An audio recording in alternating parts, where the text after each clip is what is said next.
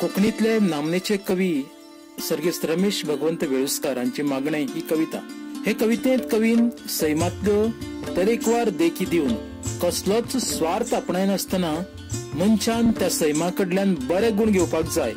Sam कसलीच जात पात धर्म, काळो गोरो गरीब गिरेस्त हे कांयच पळयनासतना भरभरून दिता. हेच गुण मनशाक फाव करचे अशें कवी मागणे हे कवितेंतल्यान सैमा कडेन मागता. मनशाचो स्वभाव हो स्वार्थी स्वभाव. कसलेंच काम करतना आपल्याक त्या कामांतल्यान कितलो फायदो जातलो ताचें गणित तकल्यान दवरूनच तो खंयच्याय कामाक सुरवात करता. हय काय ना? बरोबर न्ही? कवी मागणी कवितेन म्हणटा, हे सर्व व्यापका मळबा म्हज्या समेस्त पेल्याक तूं तुजी उंचाय दी. मळब कितले वयर आसा सांगप कठीण. मळबाची लांबाय रुंदाय मेजपय कठीण. मळब हे ब्रह्मांड भर व्यापला. कोणाकच थांग लागची ना इतली ताची उंचाय. चंद्र सूर्य तारे गिरे कुपां सगळे तातूंत आस्पावला. सगळ्यांक आपल्या वेंगेत घेवन मळब समजिकायेन वागयता. कसल्याच फळाची आस बाळगी नासतना, कसलोच स्वार्थ नासतना मळब आपल्या भितर आस्पावन उदारताय दाखयता. आणि ती उदारताय मनशाक शिकय अशें कवी मळबा लागीं मागता. हे रत्नाधिपती सलिलाधिपती सागरा, तूं म्हज्या समेस्त पेल्याक तुजी खोलाय दी.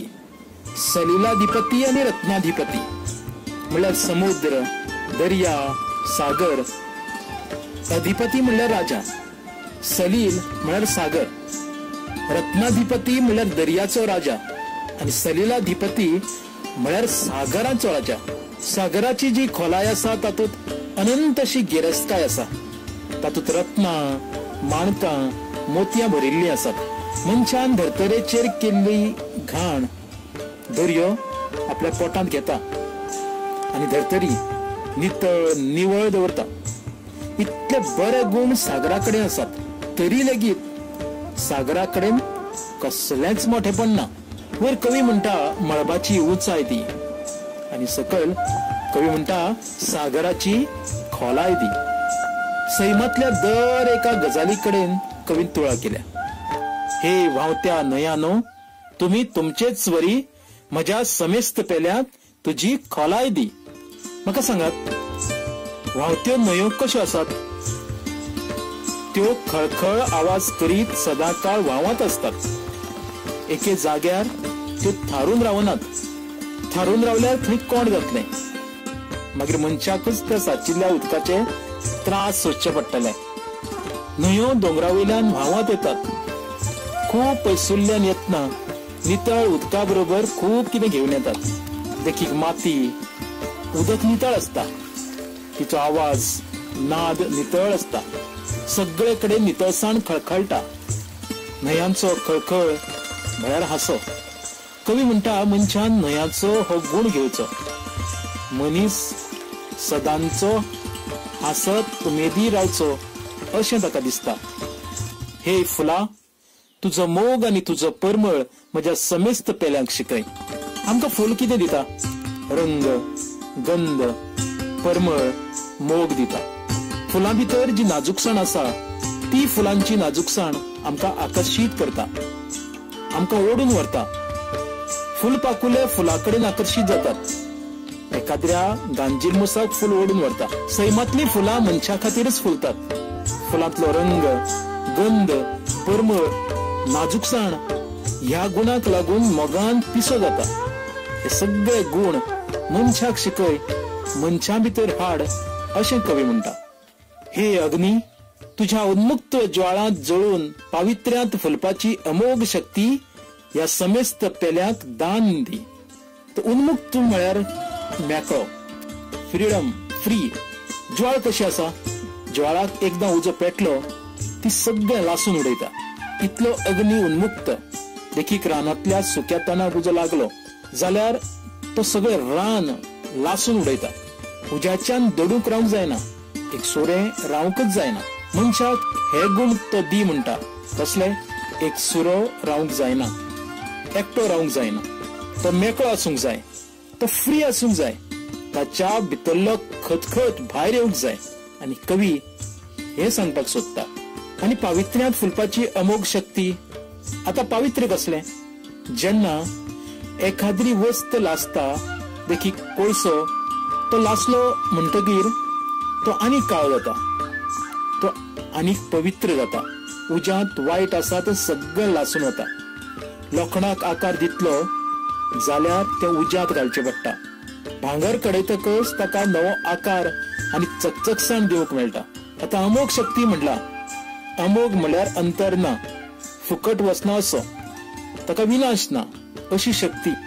असोच मनशा भितर दुसऱ्यांक दान करपाची, दानत करपाचो गुण येवचो अशें कवी सांगूंक सोदता. स्वता पिकून दुसऱ्याचेच भुकेची पर्वा करपी हे वृक्षा, तुजो त्याग आनी तुजी दानत म्हज्या समेस्त पेल्यांच्या काळजांत रचून. झाडा कडेन कितें आसा? झाडां फळ पिकयतात, ती पिकतात, पूण ती कोणा खातीर? ती दुसऱ्या खातीर. ती दुसऱ्याचीच भूक भागयतात. झाडांक दुसऱ्याचेच भुकेचो हुस्को. ती आपणाक स्वता कांयच दवरनात. देखीक मेणवात जळटा, ती आपूण सोंपता आनी दुसऱ्याक उजवाड दिता. पण ती आपले तेल सोंपयता, वात सोंपून दुसऱ्याक उजवाड दिता, आनी उजवाड स्वता जळटा आनी दुसऱ्याक परमळ दिता. कवी म्हणटा, तुजो त्याग आनी तुजी दानत मनशा भितर येवपाक जाय. दान करपाची वृत्ती ताच्या भितर येवपाक जाय. आता समजा दारामुखार आंबो लायलो. आंब्याचे झाड आमकां कितें दिता? आंबे. आमी ते झाड परत परत लायतात? ना, एकदां आमी ते लायतात आनी दर वर्सा ते झाड आमकां आंबे दिता. ती दानत आमचे मदीं येवंक जाय.